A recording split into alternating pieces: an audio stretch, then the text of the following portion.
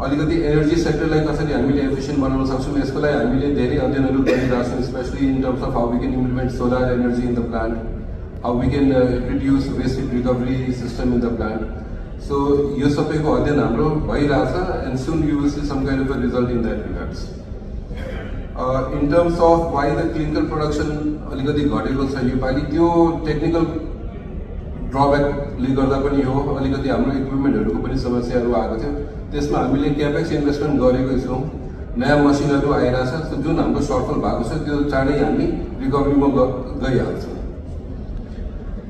In terms of investment portfolio that we have, Shivam होल्डिङबाट जुन investment छ र एससिएलबाट जुन इन्भेस्टमेन्ट छ, शिवम होल्डिङबाट भएको इन्भेस्टमेन्ट जुन होमस्टेसम्म हामीले गरेछौँ त्यसले हामीलाई निरन्तर लगातार लाभांशहरू आइ नै रहेछ.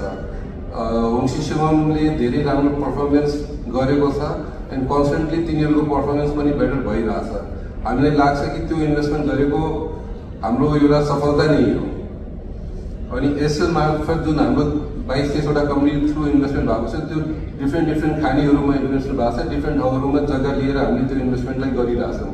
हाम्रो प्लानिङमा अहिले भर्खरै धुसेनीतिर जुन हामीले माइनहरू एक्वायर गर्नेछौँ त्यहाँ नयाँ प्लान्ट लगाउने हिसाबले नै हामीले योजनाहरू बनाइरहेछौँ.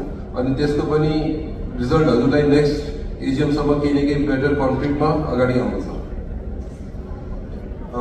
पाठकजीले उठाउनु भएको क्वेसनहरू कि अलिकति हाम्रो एजिएमको अर्गनाइजेसन, म बुझिरहेको छु कि अलिकति अर्गनाइजेसन हामी झन् बेटर गर्न सकिन्छौँ. मेबी वी क्यान, हाम्रो एउटा कमिटी पनि छ बोर्ड अन्तर्गत, which is responsible for the share holder review. हजुरहरूले आफ्नो प्रस्तावहरू उतातिर पनि राख्न सक्नुहुन्छ. We can probably do AGM नगरिकन 6 मन्थ्समा एउटा जस्तो सेयर होल्डर मिटिङ जस्तो चाहिँ कन्सर्न देखाउँछ तिनीहरूसँग छलफल गर्नको लागि maybe we can have a small gathering जो त्यहाँ हामी अलिकति बेटर लङ टर्म डिस्कसन गर्न पनि सकिन्छौँ. हजुरले एउटा सञ्चालक समितिको क्वेसन उठाउनु भएको थियो, त्यो म लेख्न सरलाई रिक्वेस्ट गर्छु कि त्यसको हजुरले आन्सर दिनु होला. अनि